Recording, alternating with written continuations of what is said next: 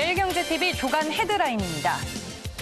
연간 수입액이 1억 7천만 달러 정도인 중국산 와이어링 하니스 공급 중단이 한국 완성차 그리고 부품사를 올스톱시키는 사태로 번졌습니다.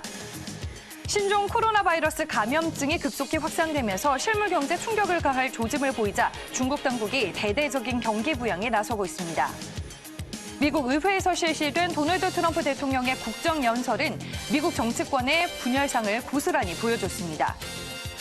피트 부티지지 전 인디애나주 사우스밴드 시장이 미국 민주당 대선 후보 경선의 첫 관문인 아이오와주 코커스에서 예상을 깨고 1위를 기록했습니다. 신종 코로나 바이러스 감염증 확산으로 국내 저비용 항공사들이 중국 노선을 잇따라 중단하고 있습니다.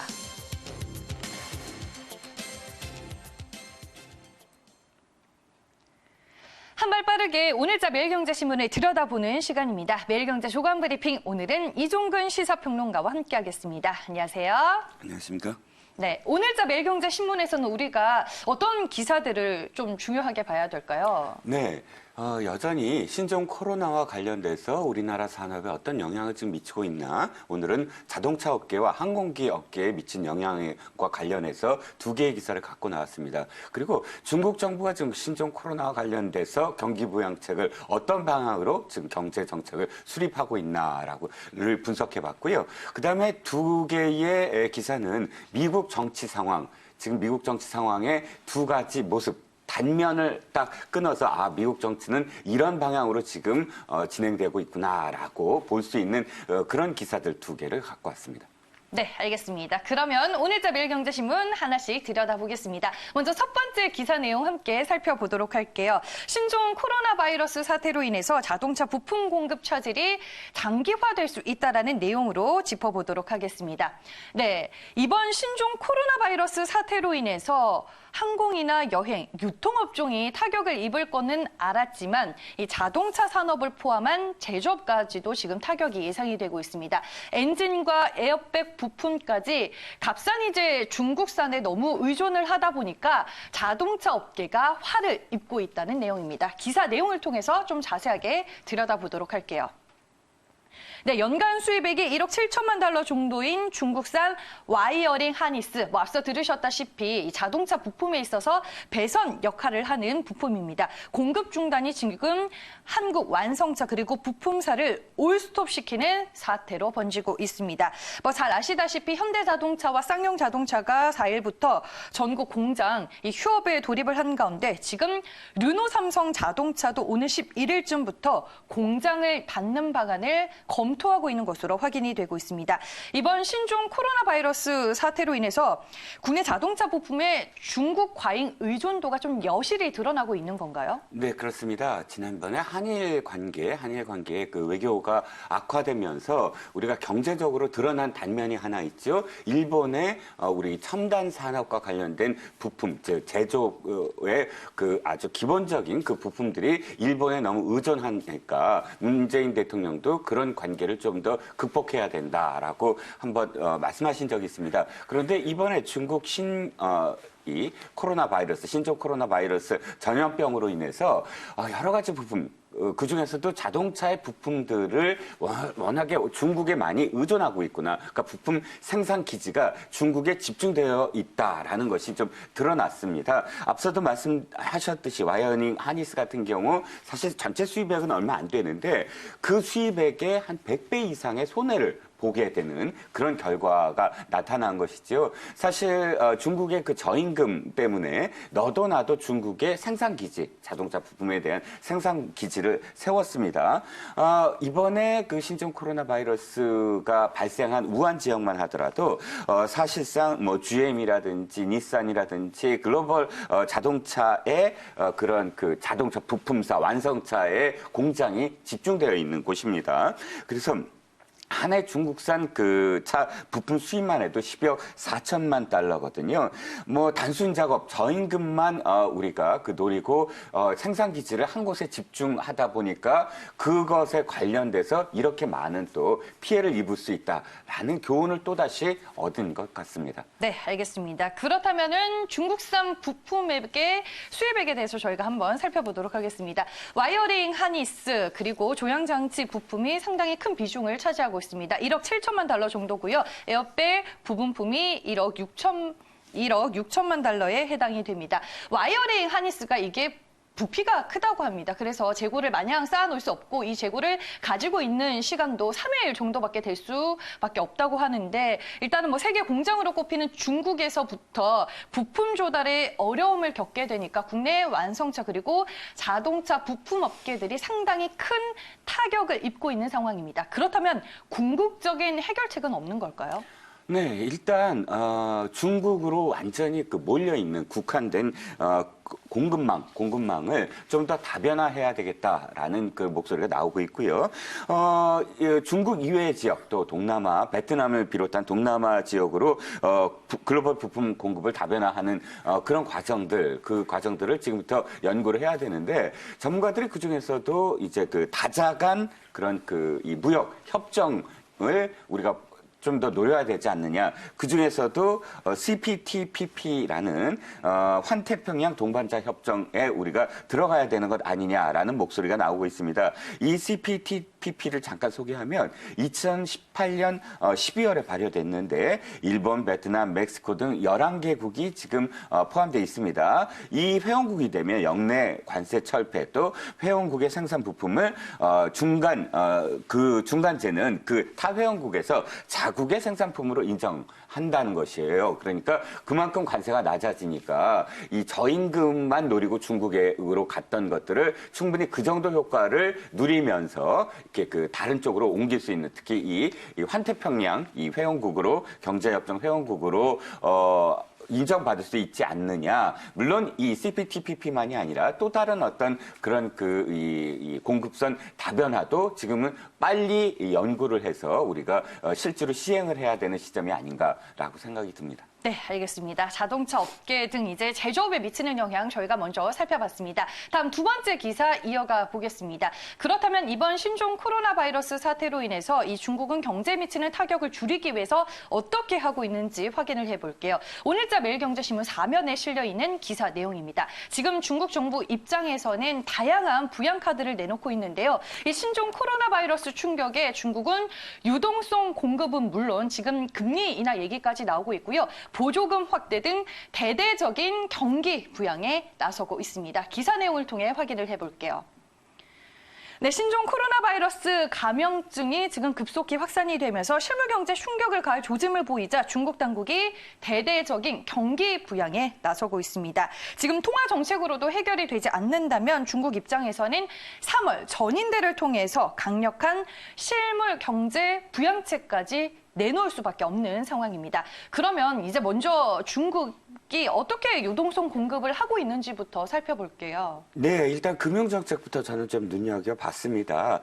이번 6개에 걸쳐서 6대 그 정책 기조를 지금 발표를 했는데요. 그중에서도 무역 안정이나 외자 유치 등 외적 변수보다 일자리, 금융, 투자 이 3개 영역에 집중적으로 초점을 맞출 것으로 예상이 됩니다. 유동성 말씀을 하셨지만 사실 지금 외출 금지령 때문에 소비는 위축되고 또 생산 공장들을 가동할 수 없는 상황이기 때문에 수출도 역시 타격을 입지 않았습니까? 내수 수출 동시에 지금 타격을 입었기 때문에 중국 정부로서는 직접적으로 뭔가 영향을 미칠 수 있는 그런 정책을 펴나가지 않을까 싶고요. 그런 의미에서 이 금융정책은 바로 또 실효성이 있는 것이기 때문에 금융정책을 어떻게 하는가가 또 눈여겨볼 대목이라고 보여집니다. 인민은행이 1조 7천 위안을 투입하겠다라고 나서고 있고요. 당연히 기준금리 인하 추진하겠다라는 뉘앙스를 지금 밝히고 있습니다.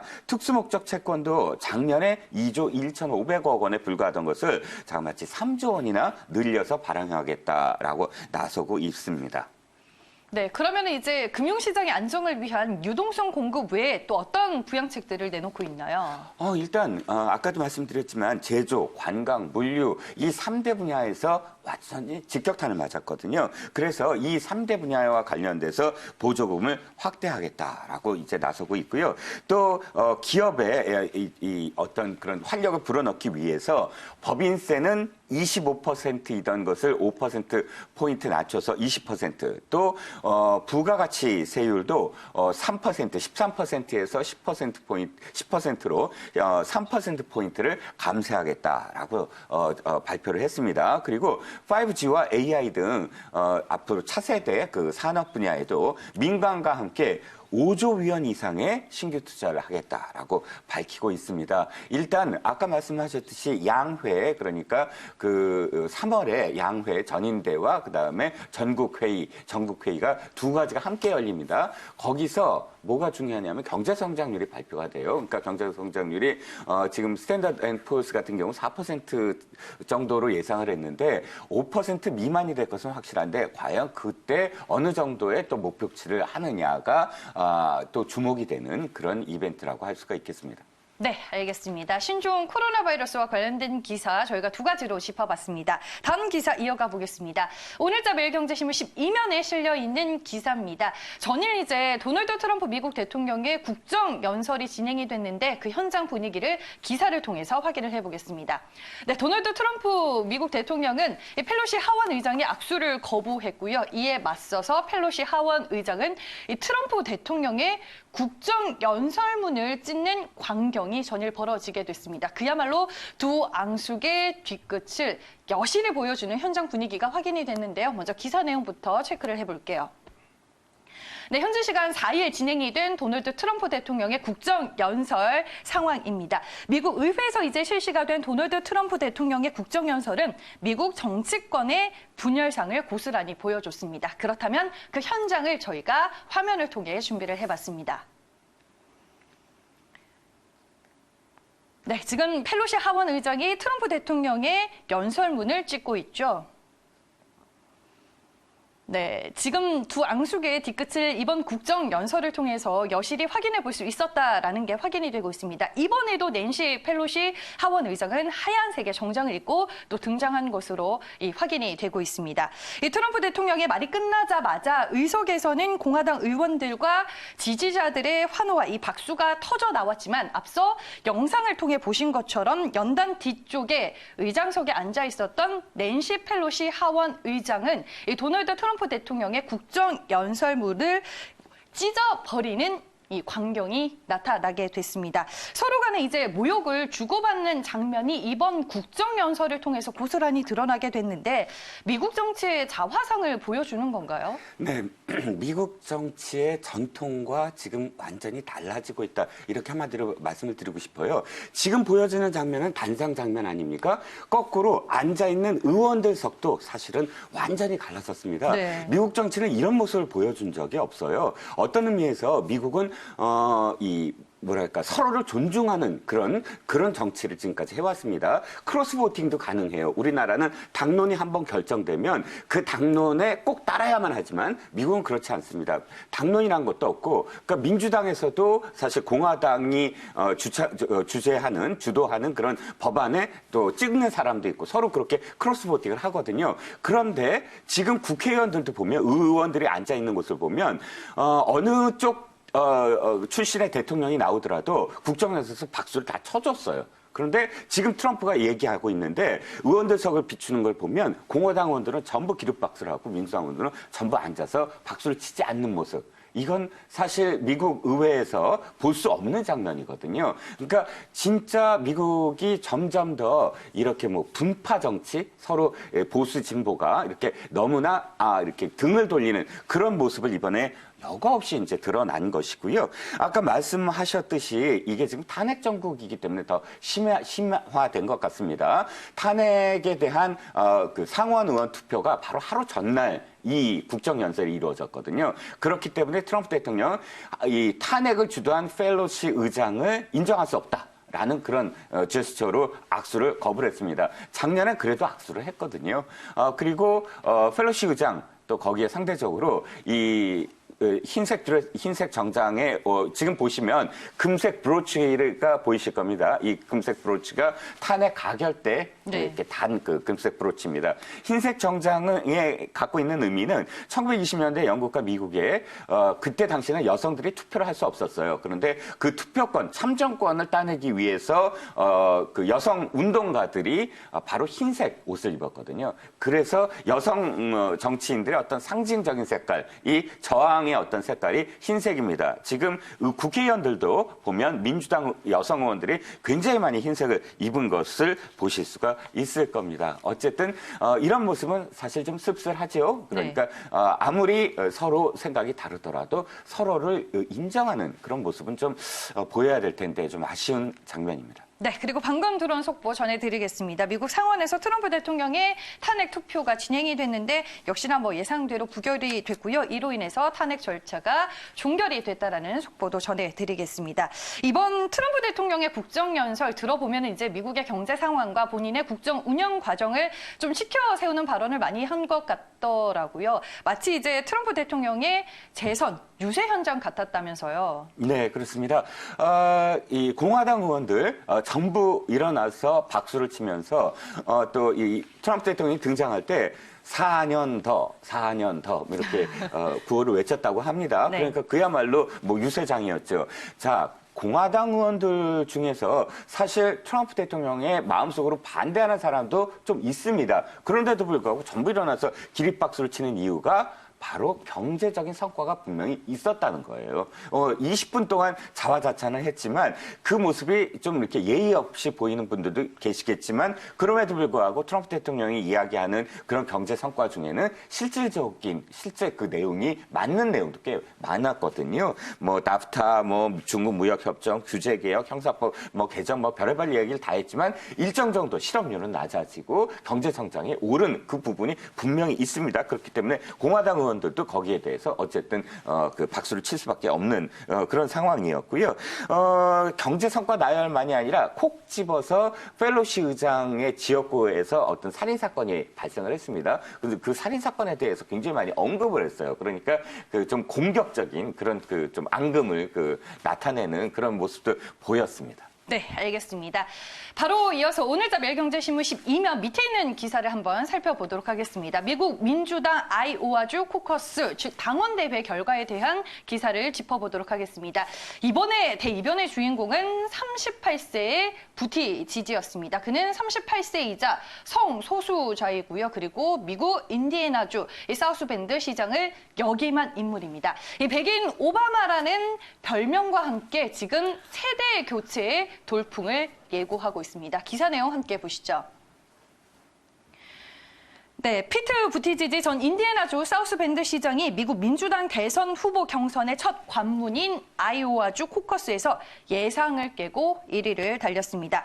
경선 직전인 지난달 말 발표가 된 여론조사의 전망도 빗나가게 됐고요. 샌더스 의원과 이 바이든 전 부통령의 양강 구도가 깨지게 됐습니다. 부티지지 후보, 대체 그는 누구인가요? 네, 저도 깜짝 놀랐습니다. 네. 3위만 하더라도 돌풍이다라고 제목을 붙여줄 수 있었을 텐데 아예 1위를 네. 해버렸어요. 그러니까 확정지어서 말씀드릴 수는 없습니다. 아직도 끝나지 않았거든요, 그쵸. 개표가. 네. 그래서 선두다라 이렇게 말씀드리는 게 사실 정확할 것 같긴 한데요.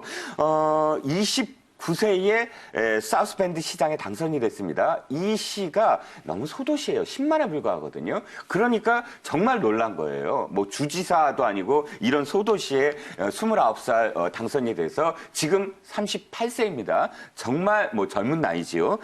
정계 입문한 지도 얼마 안 됐고요. 근데 그 정도의 사실 그런 경력으로 이 아이오와 코커스에서 이 선두를 차지한다. 아주 대단한 지금 그 언론의 관심을 받을 수밖에 없고요. 하버드대에서 굉장히 공부를 잘해서 로스 장학금으로 옥스퍼드 유학도 갔다 오고 그 2015년에 동성애 커밍아웃을 했습니다. 그래서 그러니까 남성과 결혼도 네. 하고요. 정치적인 성향은 중도 좌파라고 불리긴 하나 상당히 좀 애매합니다. 왜냐하면 바이든이 좀 우파적이고요. 또 샌더스와 워런은 좀 좌측으로 있거든요. 그 딱 중간쯤이에요. 그러니까 어떤 의미에서 경제정책 같은 거는 좀 진보적인데 또 여기서 들여다보면 국방, 예를 들어 군 이런 문제에 대해서는 굉장히 또 우파적인 그 중도 좌파의 성향을 가지고 있는 그렇죠. 그러면? 중도 좌파이긴 한데도 또 국방이라든지 군 문제와 관련해서 굉장히 또 오른쪽이에요. 그러니까 들여다보면 또 재미있는 게 20, 30대의 지지를 받아서 지금 1등이겠구나 하지만 그게 아니라 46대에서 64세 중에 25%, 4분의 1이 또 부티 지지를 찍었어요. 그 이유는 군과 관련된 언급. 나머지 세 후보와 군과 관련된 언급이 없었거든요. 네. 그래서 상당히 지금 중도이면서도 좌우를 다 흡수하는 그런 지금 모습을 보였다라고 지금 평가를 하고 있습니다. 네, 알겠습니다. 이번에 샌더스 의원과 바이든 부통령의 대결로 여겨졌었는데 부티지지 후보가 그야말로 대이변의 주인공이 됐습니다. 그렇다면은 부티지지 이번 돌풍 이후 앞서서도 살짝 얘기를 해주셨는데 앞으로 이제 우리가 흐름에 대해서 어떻게 전망을 해볼 수 있을까요? 네, 그런데 부티지지 끝까지 1등 할까? 이거는 조금 이제 아직 유보하셔야 돼요. 네. 슈퍼 화요일이 있습니다. 슈퍼 화요일이 3월 둘째 주 화요일에 치러질 14개 주가 동시에 치러지거든요. 거기서 어떻게 되느냐가 이제 가장 관건이에요. 지금 부티지지의 가장 큰 약점은 동성애자이기 때문에 기독교, 그러니까 와스프라고 하잖아요. 미국의 어떤 그 주류가 네. 프로테스탄트 마지막 피가 기독교인들의 지지를 받지 못하면 대통령으로 당선이 되기 힘들거든요. 그게 가장 큰 약점이에요. 물론 기성정치의 혐오감 때문에 부티지지를 지금 지지하는 사람들이 좀 있긴 하지만 끝까지 이것이 유지되지 못할지라도 79세의 샌더스, 78세의 바이든의 식상한 그런 이번 판에서 활력은 충분히 지금 제공하고 있다. 이렇게 평가할 수가 있겠습니다. 네, 알겠습니다. 부티지지 후보 젊지만 이제 다른 민주당 거물급 후보에 비해서는 또 정치 경력이 다소 부족한 부분이 있습니다. 그리고 성소수자라고 밝혔기 때문에 이 부분이 앞으로도 어떤 변수가 될지 지켜봐야 할 것 같습니다. 네, 이번에는 미국 민주당 아이오와주 코커스 결과 내용으로 저희가 기사를 살펴봤고요. 오늘 마지막 기사 체크를 해볼게요. 신종 코로나 바이러스가 이 항공사에는 또 어떤 파장을 일으키고 있는지 한번 확인을 해보겠습니다. 앞서서 이제 세계 공장으로 꼽히는 중국으로 인해서 자동차 산업, 자동차 업계가 이 타격을 받고 있다라고 말씀을 드렸고 국내 완성차 그리고 자동차 부품사들의 공장이 가동이 되지 않는 일까지 벌어졌는데 지금 중국 하늘길에 84%가 또 스톱이 되어 있는 상황입니다. 이 저비용 항공사 입장에서는 노는 비행기를 어떻게 해야 할지 몰라서 또 골머리를 앓고 있는 상황인데요. 기사 내용에는 어떤 내용들이 담겨져 있는지 한번 확인을 해볼게요. 네, 신종 코로나 바이러스 감염증 확산으로 국내 저비용 항공사, 즉 LCC 업체들이 중국 노선을 잇따라 중단을 하고 있습니다. 지난해 하반기에는 국내 LCC 업체들이 일본 노선이 대거 축소가 됐었는데 이번에는 중국 하늘길이 막히고 있습니다. 국내 저비용 항공사들 이번 신종 코로나 바이러스 사태로 인해서 지금 어떤 상황을 겪고 있나요? 네, 이 84.2% 제목에 있는 84%는 LCC의 그 하늘길을 얘기하고 있습니다. 네. 전체 38개 중국 노선 중에 32개가 운항 중지 또는 예정이거든요. 지금 현재 상황은 티웨이가 6개 노선을 29일까지 전면 중단했고요. 이스타가 7개 노선, 진에어 에어서울은 이미 이달 초에 운항 중단이 시작이 됐고 제주항공, 제일 LCC에서 선두죠. 제주항공이 12개 노선 중에 자그마치 7개 노선을 운유를 했습니다. LCC 업계는 사실상 지방공항을 거점으로 하기 때문에 비즈니스보다 관광 수요가 많거든요. 그래서 대형 항공사보다 더 직격탄을 맞았다고 볼 수가 있겠습니다. 네, 말씀해 주셨다시피 이제 중국 내 지방으로 가는 노선들이 많기 때문에 LCC 업체들이 또 큰 타격을 받고 있는 상황입니다. 그러면 이 LCC 업체들 입장에서는 이렇게 비행기가 놀면 돈을 못 벌게 되는데 어떻게 되는 건가요? 일단 지금 대안이 없다는 게 가장 네. 큰 문제입니다. 수요가 이렇게 한쪽에 낮아지면 다른 쪽으로 수요를 증가시키면 되는데 지금은 말씀하셨듯이 일본은 이미 수요가 위축돼 있고 동남아 노선은 일본이 위축되면서 이미 늘려놨거든요. 네. 그러니까 다른 쪽으로 저가 항공 노선이 갈 수 있는 곳이 지금 거의 그러니까 네. 늘릴 수 있는 곳이 없다는 거예요. 그런데 비행기를 그냥 경납고나 공항에 세워두기만 해도 하루에 수천만 원씩 손실이 있거든요. 지금 업계에서는 그럼에도 불구하고 텅 빈 채 운항하는 것보다는 세워두는 게 어쩔 수 없는 상황이다. 지금 예를 들어 제주도 보면 큰 비행기에 4명 탄 승객보자 네. 4명 타서 이렇게 도착하는 장면도 지금 동영상으로 보실 수 있으실 텐데 LCC 저가 항공사들 마음의 소가리가 지금 대단할 것 같습니다. 네, 가뜩이나 이제 경쟁 심화를 겪고 있는 상황에서 지금 이로 인해 얼마나 실적 타격을 입을지가 중요할 것 같습니다. 오늘 매경제 조간 브리핑 이종근 시사평론가와 함께했습니다. 오늘 말씀 고맙습니다. 감사합니다.